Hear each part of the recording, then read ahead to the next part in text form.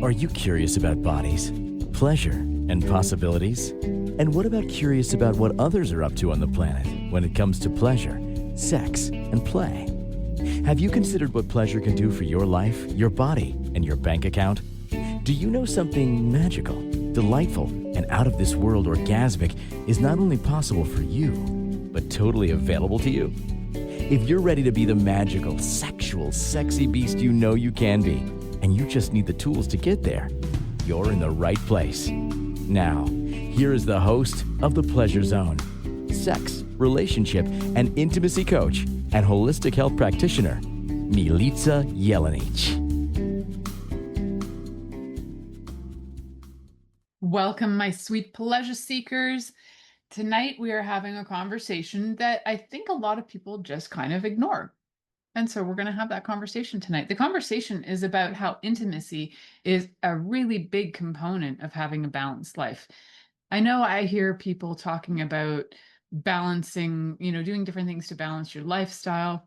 What can you do to, whether you're balancing your life through adding more exercise or adding different things. Exercise is great too. And I like to throw a few things into the exercise mix, like, I don't know, sex, intimacy, physical intimacy. And then also other things that can bring about a balanced life are things that bring you joy and pleasure and playfulness. And when you think about an overall balanced life, though, a lot of times I have not heard people throw in that big S word, that big sex word, that somehow that is pushed aside. It doesn't seem to be all that important. Why is that? Why do we have, that list of make sure you're eating well, make sure that you're getting enough sleep, make sure that you're doing enough movement, exercise type stuff. But nowhere do we say make sure you're having enough sex or human connection or intimacy. Guys, it's important. Also, all of that, part of a balanced life also includes balance in finances as well, balance with your work and your play, like your all of that, right? So you often do hear people go, oh, it's my work-life balance, but it's not my work-sex life balance or my work-life and sex life balance. So I just don't know. Have you guys heard people talk about sex being an absolutely integral part to a balanced life? Intimacy itself is integral to a balanced life. So who am I and who cares? Well, my name is Milica Jelenic. I have been the host of The Pleasure Zone for almost 11 years now. It'll be 11 years in 2 weeks from now. So, woo. So when I'm talking about why am I talking about this stuff? I'm talking about this stuff because I have a full-on interest in all things to do with human sexuality, with intimacy, with bodies, with all that stuff. And I'm a holistic health practitioner. And in my practice, I've had a lot of people come to me talking about, well, I eat right and I do this and I do that. And then if I ask questions about their relationship, usually that is where the issues lay. And the issues lay there, and we often think that that has no impact on our health. I have to tell you that yes, indeed, it does. If It doesn't mean that you have to have sex in order to be healthy. What it means is in order to be healthy, you need to have connections to other people, other living human beings. So men, women, any kind of gender that you would like to name, whether you're non-binary, it doesn't really matter. You need connections to others. That is part of what calms down our nervous system. It's part of what helps us to feel connected to society, feel safe. Some people say that they'd rather be a hermit and live in, just by themselves in the middle of the bush. Well, that might be true, but they're also going to be on high alert all the time. They're going to be living in a situation where they have to be always on high alert to know if there's any dangers around. The thing about community and connecting with other people is that as you learn to trust, and as you learn to trust you, to trust who you trust, you can develop community where you actually can rely on others to know that either you're safe or looked after. And that is part of what brings your nervous system to calm, so that your uh, your parasympathetic nervous system can calm down and not be in fight or flight, where your sympathetic nervous system kicks in and is ready to, you know, try and survive. So how does intimacy play into that? I'm talking about community. How does intimacy play into community? Well, in order to create community, we have to be able to be close to people. And that closeness is how we can refer to intimacy. It doesn't mean sex. Sex and intimacy are not the same thing. So when I talk about being a sex and intimacy coach, those words are not interchangeable necessarily, although I hear a lot of people use them interchangeably, where, especially when I talk with older clients, they often refer to the intimacy with their partner. And I'm like, are you talking about sex, or are you talking about the times where you share love? You might be hugging, and it might not be a sexual thing. It just might be the same kind of hug you might give like your children, right? To comfort them. So those comfort hugs are great too. And they are also important in creating that sense of calm. So, why do we need to be able to calm ourselves in order to have greater intimacy? Connection, and that deep intimacy and connection occur when your body is calm.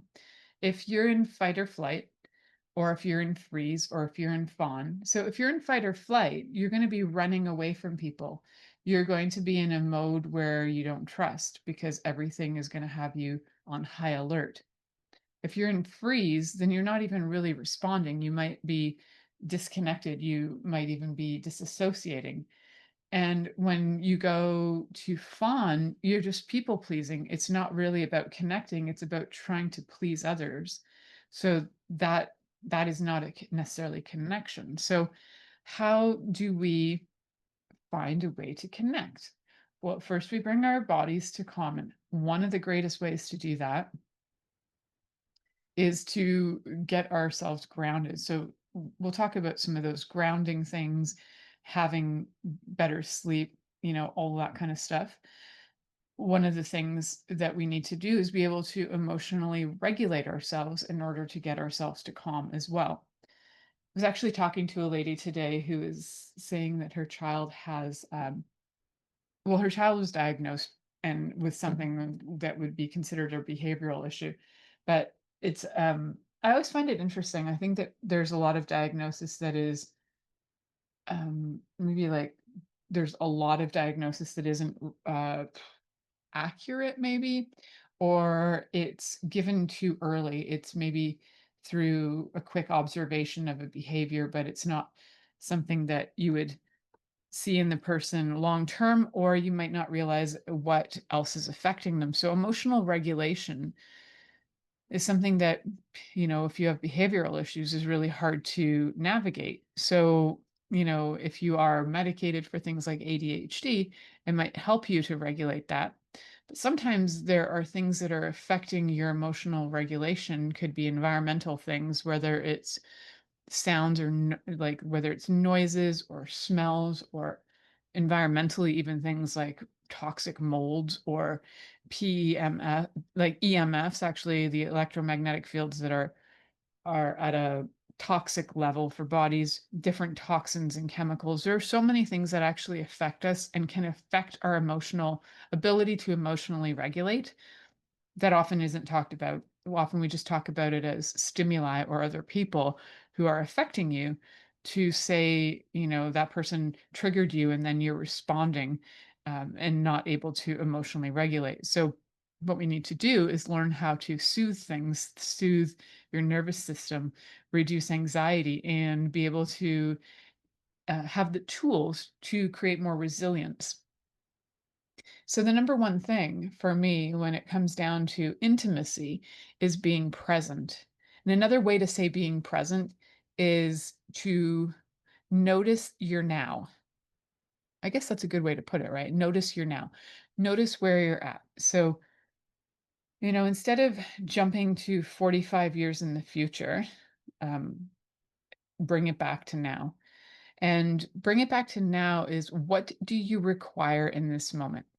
If you're like kind of like losing your tits over something, then you got to stop or have somebody assist you and like facilitate you and just like stop, breathe. What do you require right now?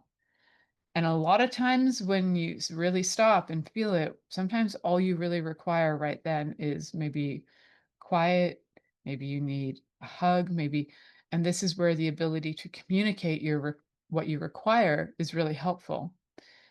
Emotional regulation can be a lot easier when you actually have the language for the emotions you're feeling. And there are so many amazing charts out there that have like a vast number of emotions. So instead of just saying, I'm angry, within that umbrella of anger, there might be things like frustration, or actually the undercurrent might be fear that's creating the anger. And so then you can kind of look at it, the nuances of the emotions. And I think every family should have a chart that's got one of these. I know I have somewhere in like a file hidden deep within my computer, but if you go and look, I'm sure you'll find some too, to be able to get the language that's going to help you to say it and say how you feel. Right. So intimacy also comes through conversation and being able to say how you feel, say what your needs are, be able to do different things in terms of breath work, even, or regulating your nervous system through movement, finding different ways to reduce anxiety. So, my favorite ways to reduce anxiety are breath work. There's this intermittent kind of breathing where you breathe in, you hold, and you breathe out. That one's fantastic for anxiety. My other favorite one for anxiety is to check if it's even mine or if it's even real. One of the works of Byron Katie with her four questions: is it true? How do you know for certain that it's true? Without that thought, who would you be? How would you feel? And then you turn it around.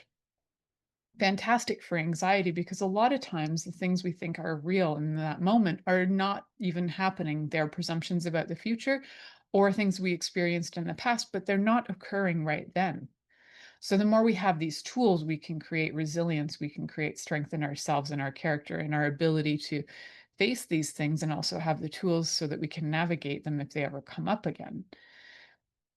So in order to have more of a sense of intimacy, we need to know ourselves. And in order to know ourselves, we need to know what our feelings are. What are some words for them? And the reason I ask you to look it up is because if you're listening to this and maybe your primary language is not English, there should be, and maybe there aren't, but there should be charts in different languages. And if there aren't, I think that would be a great thing for somebody to go out and create. That's not my wheelhouse, but if you're great at translating, find some of those wheels and translate them, because we certainly could use more capacity and skills and tools to be able to navigate how we feel, instead of just having some basic, I'm mad, I'm sad, I'm happy.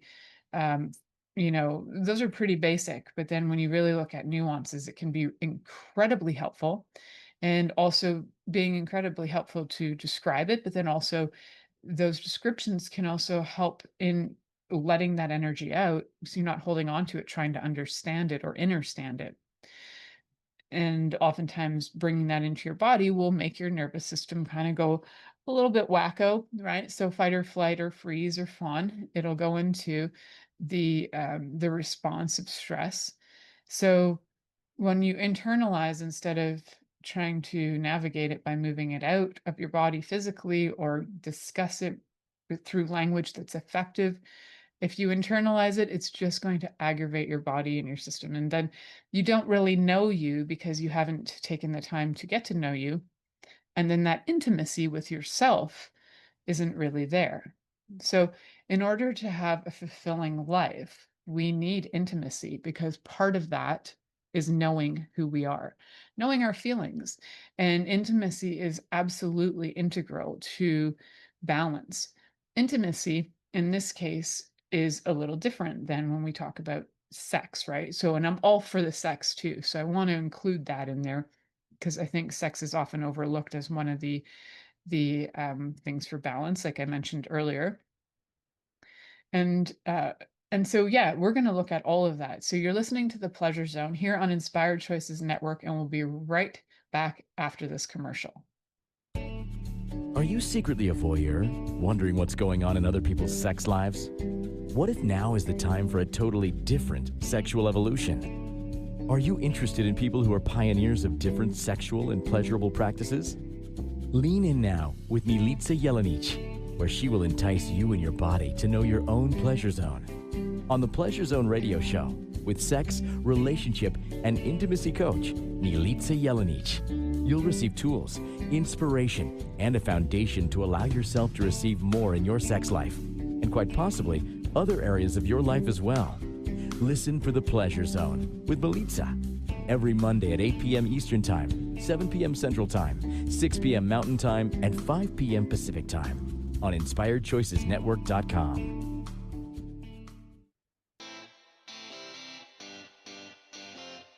Are you a subject matter expert?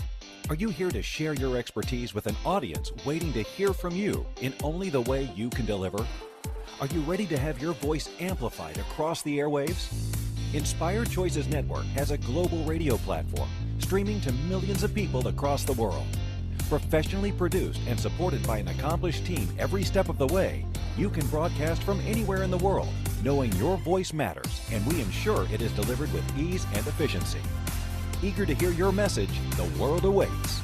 Contact us today to become an Inspired Choices Network radio host. Email become a host at inspiredchoicesnetwork.com. This is the Pleasure Zone with sex, relationship, and intimacy coach, Milica Jelenic. To participate in the program today, join our live studio audience in our chat room at InspiredChoicesNetwork.com. You can also make the choice to ask or comment by email, info@milicajelenic.com. Now, back to the program.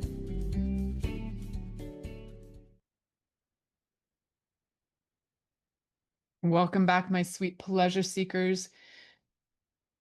Just before we went on break, I was talking about discussing feelings and, head off and find those charts. I know there's tons of them on break. I just decided to go look it up. There's things called the feelings wheel. There's behavioral feelings wheels as well. There's a lot of different charts that can help you navigate what your feelings are.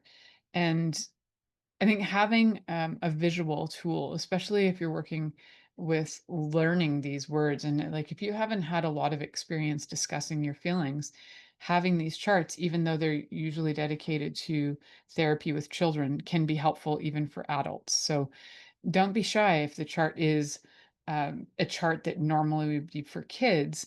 There's there's a wheel that I just found too that's called the emotions wheel that has 128 emotions for naming feelings. And you can find that, you can buy that, you can play with it, you can make your own if you want. And, sometimes just naming those feelings can really help you to feel more confident in who you are, knowing like, you know what, I'm actually not a mean person. I'm a frustrated person. It's a very different energy, but a lot of people might think you're mean, even though you're just frustrated. So I say that because I've had quite a day of working with a lot of people, but one of the conversations I had this morning was with a family member who he was very frustrated, and I understand that he's frustrated. There's a language barrier, there's a memory barrier, there's a lot of things going on, and so his frustration can often come out as being unkind or mean. And as long as I can see it for what it is, I'm like, oh, actually, I see it as frustration, then I can kind of pull back and be able to be more of a reasonable human being and hear what's going on. And it's also to not have the expectation that the other person, they could be a lot older and they never sat down and looked at these charts of emotions or understood more than the, four basic maybe emotions that people have. Because whenever I do discuss it, I'm like, are these words that make sense to you? Is this like frustration? Are you scared? And then it's like, oh, yes, that, right? But before that, those words are not really part of the vocabulary. So it's hard for people to know what they are. I'm not really a big fan on prompting people to kind of help them identify those words. I'd rather give them a chart. But when somebody doesn't have access to those kinds of tools or the charts, then sometimes asking the question like, does it feel more like it matches, and then give them like 10 different things, that can be helpful. Again, you're not really there to navigate or facilitate that, but for yourself, it can be helpful too. If there's like 10 things on a chart that look like they could match what you're going through, then just kind of feel it out, and it can be all 10 at the same time as well. So we need to be able to see how we feel so we can emotionally regulate in order to have conversations with our partner. So also, and with ourselves too, even as self-reflection and journaling and being able to, write these things out can be incredibly helpful and help you be able to see into you more. And that will bring more balance into your life. So how does it bring more balance in? The more you, then say if you're frustrated, for example, oh, I was working all day and I'm frustrated. Well, you might just say, I'm working all day and I'm tired and I'm mad. Well, that, you might say that, but then what it is it might be frustrated that you haven't taken any time for yourself. And you're like, oh, okay, I'm actually frustrated because I haven't taken any time for myself. And what I really would like to do is go honor me and do A, B, C, and D. So today, before the show, actually before supper, we have a pool, and I haven't had a lot of time to get in the pool, but in the last few days, I have made the choice to commit to that. And I'm like, I'm going in. It doesn't matter that I'm like, we don't have a pool where we can swim laps. I'm going in the pool because the pool makes me happy. Water makes me happy. And it's literally like the top place where my body likes to move and groove and exercise. So in order to know that about me, had to actually take a minute and stop and check. I could have just sat inside the house, got frustrated and angry, and blamed everybody else for me not having time to do that, which is absolutely not true. That's on me. Or I could take responsibility, know my feelings, identify them, and then go do something about it. So part of responsibility is being able to respond to what your needs are. And that's responsibility, your ability to respond to what your needs are. And then when you do that, and you can also tell others what your needs are, you can become closer. And that essentially is how you create more balance in your life, right? So you know what your needs are. That knowing what your needs are and then taking action to fulfill those needs is part of having balance in your life. Right? So if you don't know what your needs are and you just walk around frustrated all the time and you're upset with people, then you're not going to feel balanced. You're going to feel overworked, overburdened, um, burnout, right? Because you haven't been able to verbally say or communicate, whether it's verbal or written, you haven't been able to communicate what your needs are because you don't know what they are, because you haven't taken the time to sit and evaluate, what am I really feeling? What am I really feeling here? And what can I do about it? And when we start to take those actions, your life can improve. It absolutely can get better. Some of those things that we can do, knowing the emotion, naming the emotion is great. And then, having the actual activity of having physical intimacy, sex, for example. What are those? There's benefits for that are, I think they're pretty self-evident, but they might not be. So let's talk about those.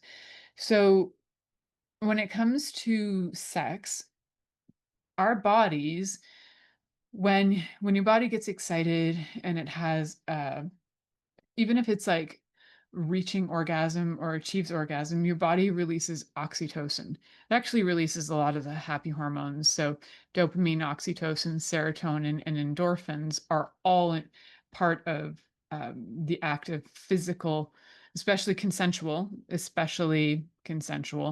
um, physical intimacy, sex, as most people know it, that helps to release oxytocin, which reduces stress. It reduces stress hormones and it also lowers blood pressure. So if you already have low blood pressure, maybe you've just been masturbating a lot. I don't know. I generally have low blood pressure, but I'm not like a 25 times a day kind of masturbator, guys. They're just saying. I don't think I've ever done that. I don't think I've ever masturbated 25 times in a day. I just don't know where people get the time for it. I'm not like a 20-second masturbator, but maybe if I was, I could. That's a whole other side note, kids. So, why do we need this for physical health and for self-intimacy? Why is this important to balance? Well, for one thing, if we don't have those happy hormones going on, you could be doing all the things you want in the world. You could be eating all the right food. You could be, trying to get that balance between work and life. But if you're not having those happy hormones release, you're going to be doing all of this and feeling like you're not getting results and feeling kind of miserable. So get those happy hormones released because that is where things start to change up in your biochemistry. And that's when you start to realize the benefits of what you're doing. So I'm a big fan of like if you've just had, say, for example, like a big challenge at work, and whether you're working for somebody or you're working as an entrepreneur, if you've just overcome a big challenge, and maybe in your relationship, you have an agreement with your partner that every time we overcome a challenge, one of us gets oral sex, or we get to pick the pleasure of our choice. Then achieving those targets can be super fun and super sexy. So you can utilize uh, physical intimacy. You can utilize your sex life in order to help you achieve your targets. You can also use it to create the balance as well for those happy hormones. I know it sounds like it's kind of like that, you have like a big list of things to do, but it actually can be so integrated into your life that you don't even realize it at some point where it's just like, hey, you know what? Just had like this, I just achieved like this super big, I don't know, say like a contract. And then you know that within your relationship, that anytime somebody gets a really big contract, like these fun things that you normally don't do get to happen. Maybe you're going to have a full kink night of exploration or something. Have fun with it. Like make it something that is great to look forward to, that you actually follow through with, that everybody's consented to, that you've communicated with about in advance. It also, the anticipation can really help get motivation going too. So if you're feeling like zero motivation, if you're feeling like nothing is really like kicking you in the pants to get moving, so you're like, well, why bother having sex? What's the point? Or why bother going to work? What's the point?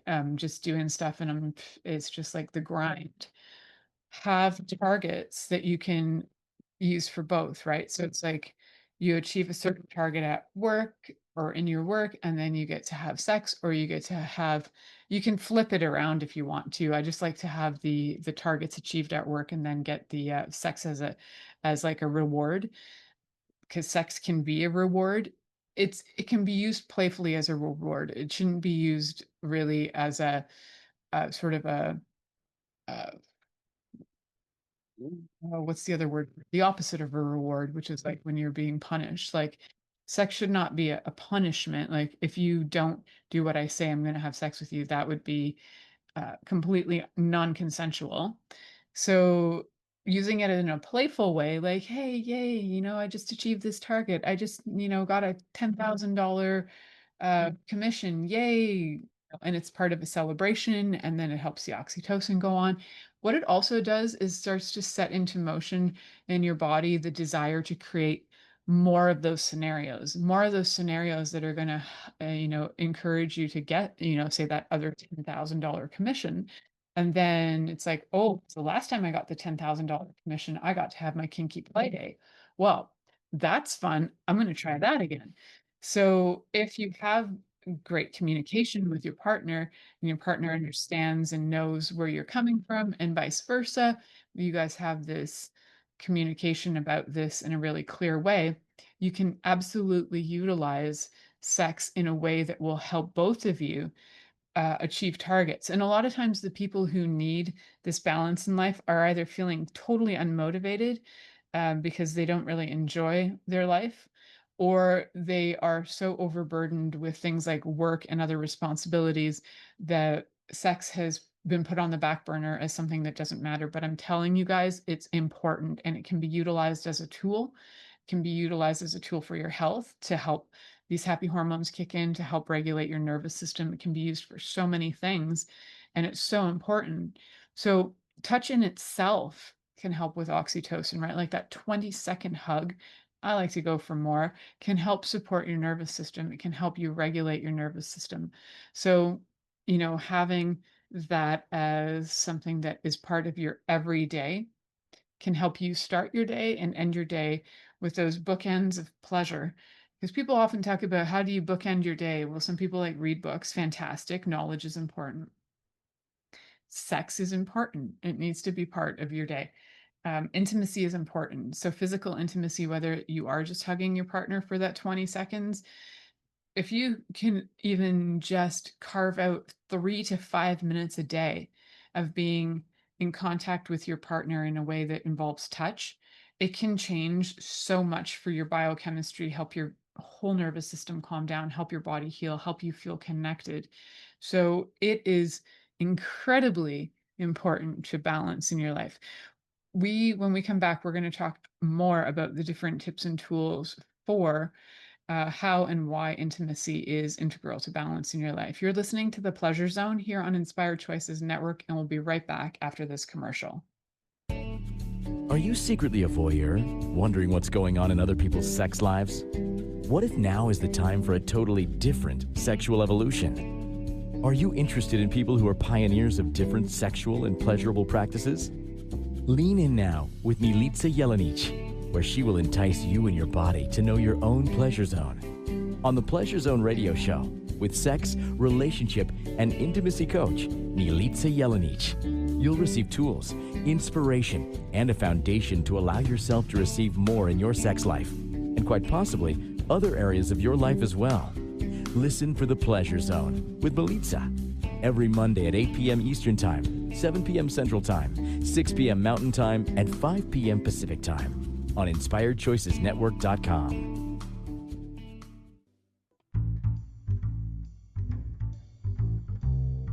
How wonderful would it be to carry your favorite Inspired Choices Network host with you throughout your day?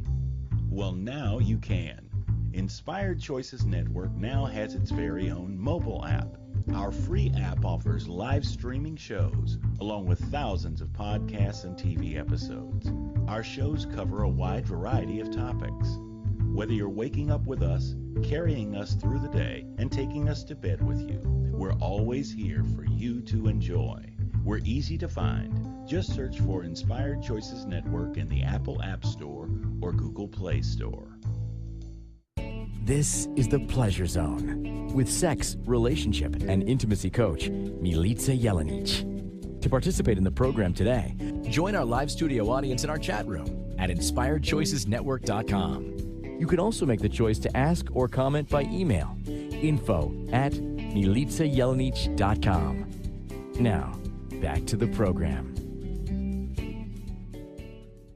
Welcome, my sweet pleasure seekers. Tonight, we are talking all about how intimacy is integral to balance in your life. And we're not just talking about intimacy as a lot of people consider intimacy to be the physical act of sex. We're talking about intimacy as in how do we get to know ourselves more? So the intimacy of even knowing your feelings, knowing who you are in relation to others as well. Because a lot of times what can happen is people will start to get to know who they are. And then in that journey, you'll start to seek out people who are similar to you. And then for a while, what I've noticed personally happen, and I've noticed it in a lot of other people, is that it's like you're like, oh, I found my people. But then you find your people, but then you forget that there's still growth and that you might be growing out and beyond that. So it's not that we're ever finished growing. It's not that we're ever finished knowing ourselves.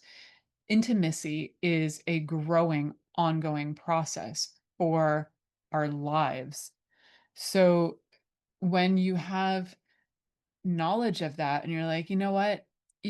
I choose to be intimate with me until the day I leave this body. You will find that you become curious about yourself.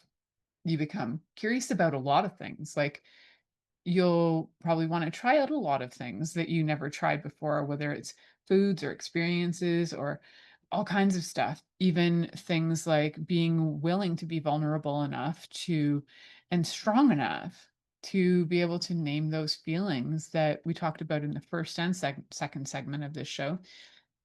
I think that for me is actually a really key thing because so many times people come to me and they don't have the language to explain what they are feeling. So having these charts can be very, very helpful. So get one of those emotion charts with like the 125 or 128 emotions and play around and see how you feel with any of the energies in them because they will feel very different. And that'll help you identify what's going on. Where does it come from? What, is this like a primary feeling that you have in your life? And what can you do if you don't like it? What can you do to change it?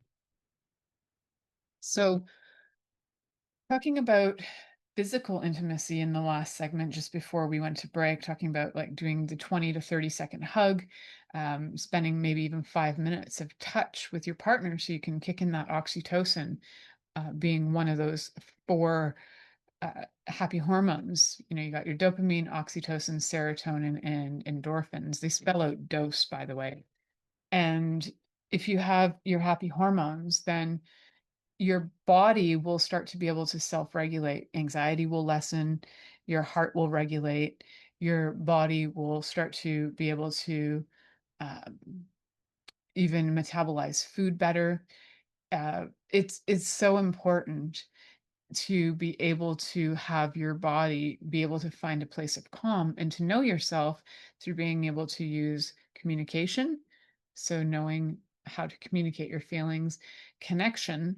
So, connecting with others. And of course, all of this requires consent, but curiosity too can really lead us to a lot of new experiences and ideas and help with that knowing of yourself. So those four C's that I talk about all the time, often talk about three, but I'm throwing in number four today with connection. So communication, consent, um, and we got, yeah, communication, consent, connection, and curiosity. Those are super important to me when it comes to relationship and being able to have relationship with myself and then be able to bring that to others. Super important for me in having balance in my life. So, communication can work in a few different ways with balance in my life. Part of it is communicating with myself and my body communicating with me. So, my body communicates all the time. We have signals going on in our bodies constantly. There's communication. We just don't often stop and think about what is our body saying to us. Neurologically, things are always happening. Biochemically, things are happening. So, if we just take a minute to stop and go, "Oh, wait a second, body, do you need like a little movement right now?" Like so while I'm doing the show, I'm sitting, but my body would prefer to move. So, when I get off, when we're finished here, I'm gonna get up, I'm gonna stretch, I'm gonna move, might wiggle my butt a little bit, but I prefer movement. Not everybody does. My body is happier when I have movement happening. So I know that, and it's not always the case. Sometimes my body requires stillness. But what I do know how to do is how to ask my body what it requires. And then I follow that. And I know that sounds weird and wacky and wonderful. Like, how do you even ask? You literally ask, "Hey, body, is there something that you require right now?" And then you sit and you pause and like pause for like 37 seconds and just perceive what's going on. And your body might go, "You know what? I require water." And you might just all of a sudden feel like that parched, like right now, I require water. My body was needing it. So um, you might get those hits of information. And then when you follow through, your body will be ever so grateful for you. And also, you'll begin to trust your body more. Your body will trust you more so that, it doesn't feel like it's being abandoned by you or that you're sabotaging it somehow into having physical issues and health issues and whatever, because that can happen to just body is a kind of form of self. And then what you do, so your body's telling you some really big things and you follow through, and that can be a game changer. You can create a lot of balance in your body too and in your life. Because if you are listening to what your body is asking of you, it might be like, hey, you know what? I really require going for a walk right now. And you follow through.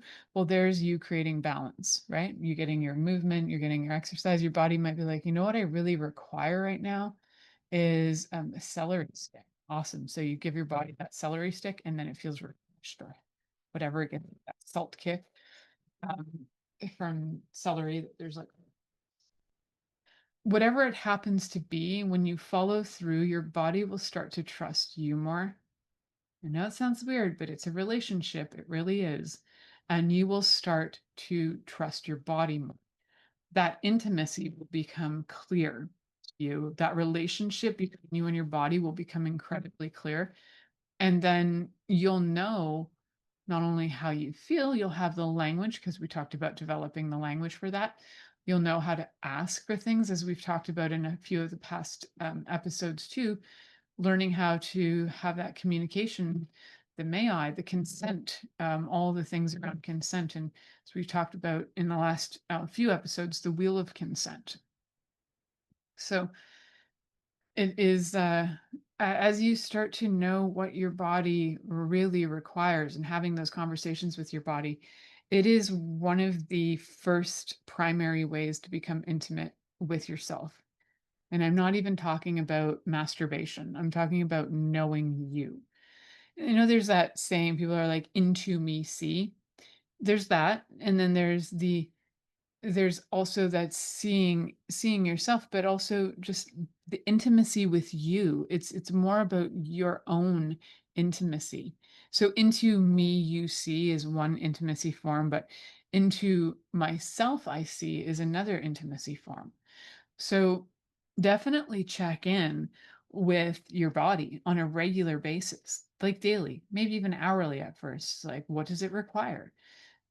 It will tell you, follow through on that.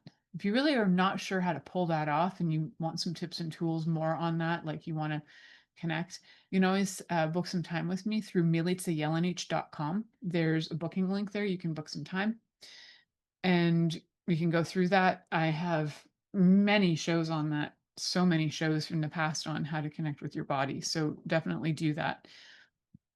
Some other intimacy that you can have with your partner that's beyond sex, because a lot of times the sex is just the one way we see it. We have emotional intimacy, which we talked about in the first segment, but also intellectual intimacy is a really big one too. Getting to know like sharing your thoughts and ideas, even about like creating the future, and anything around your thoughts and ideas, whether it's philosophical, whether it's political.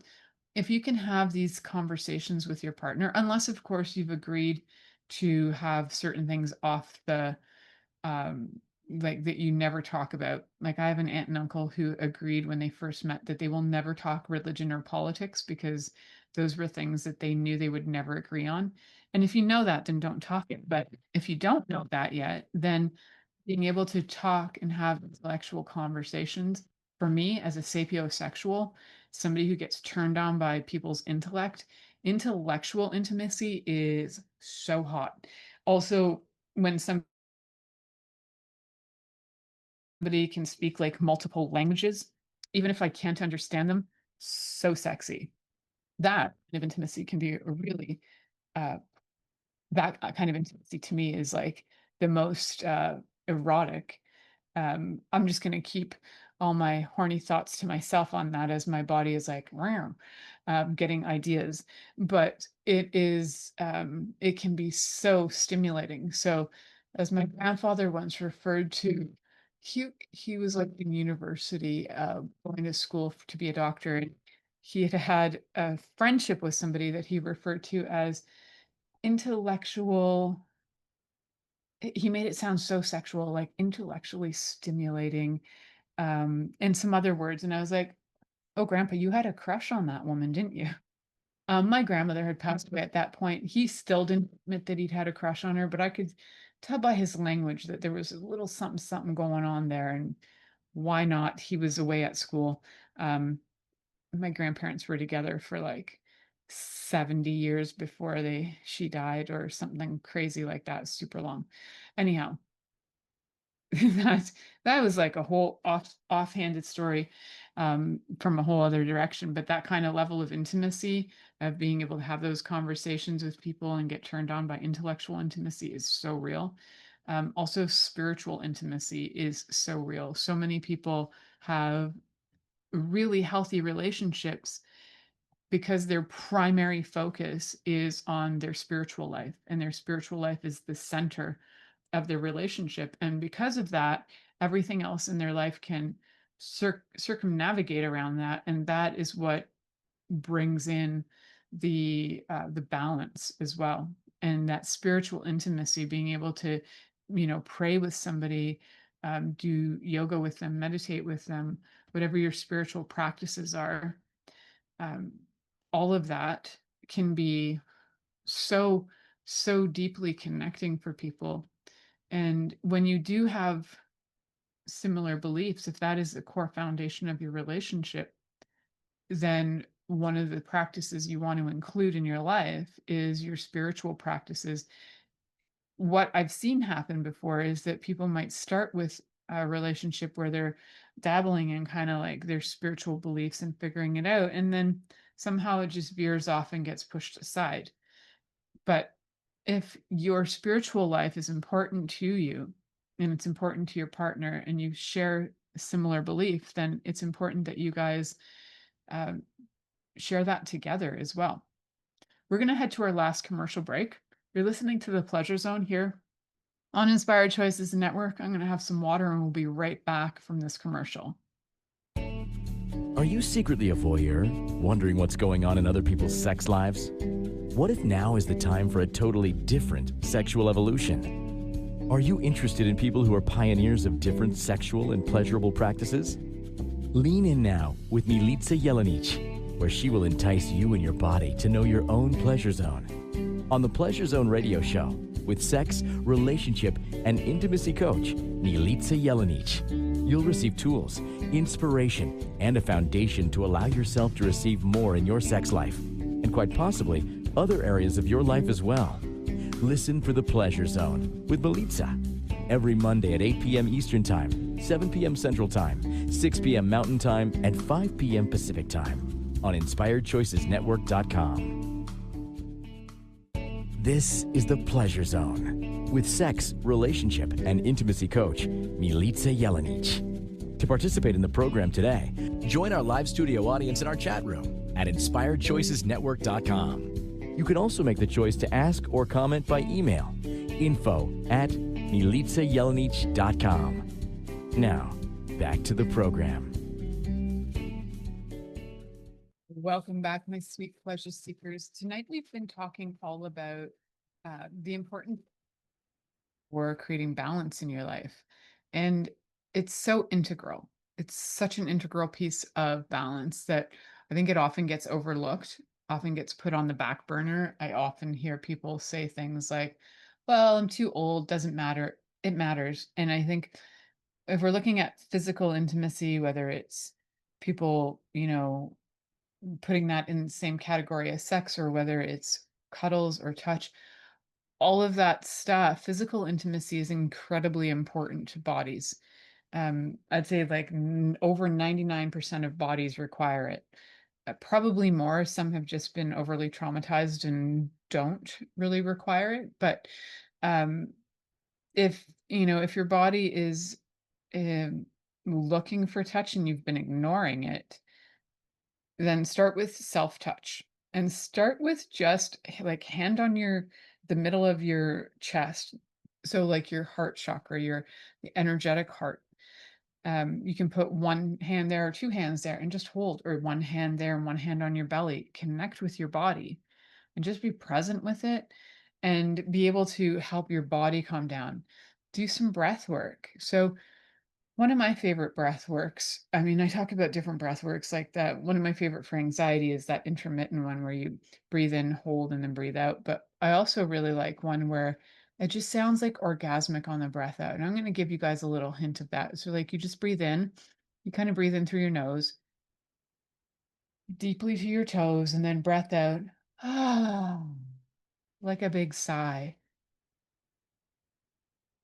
Ah, like just let it sigh out. Do it in your own way, do it on your own time. Let the sigh be deep, let the sigh reverberate through your body and like get you jazzed up too, because that reverberation can excite your body if you do it um consistently for like a few minutes. Your body can get pretty turned on. So we want to do a bunch of these things. We want to be able to connect with people.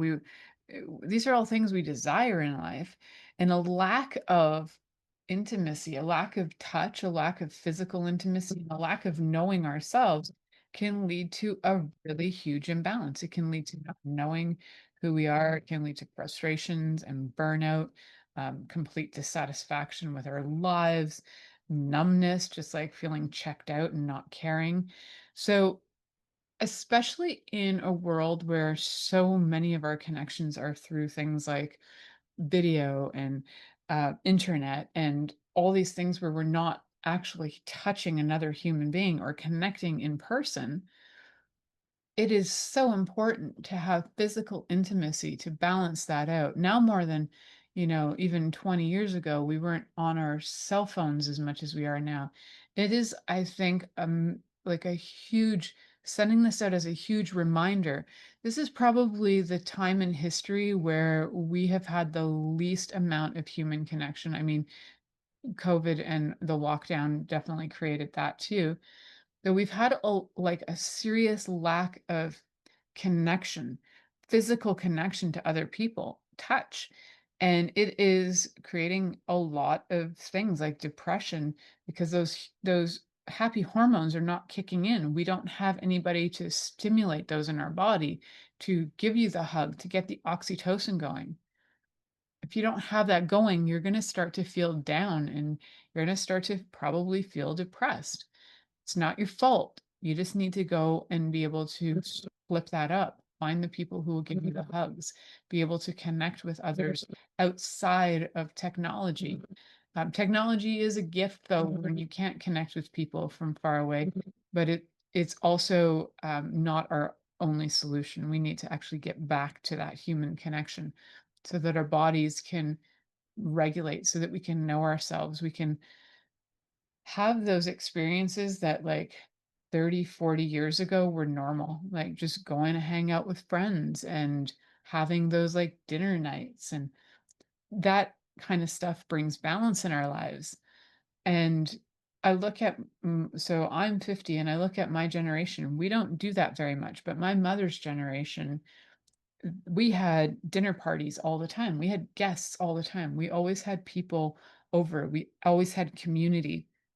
I always had community with my dad as well, different community, but both my parents created communities and we were part of them. And we just don't have that anymore. We need that. It's part of how we create intimacy. It's part of how we know each other. It's part of how we know ourselves, how we can be better in the world, how we can then, when we know ourselves, bring more of that with confidence to the world as well. We need more of all of that, guys. So one thing that you could do this week is go and just connect with a friend that you haven't seen in a really long time. See them in person. If they want to hug you, give each other a hug. Have a really good week and stay tuned in and turned on. Thank you for choosing to listen to The Pleasure Zone with sex, relationship, and intimacy coach, Milica Jelenic. We'll return next Monday at 8 p.m. Eastern Time, 7 p.m. Central, 6 p.m. Mountain Time, and 5 p.m. Pacific on InspiredChoicesNetwork.com. We hope you'll join us. Until then, have the best week of your life by choosing to be turned on and tuned in to your body.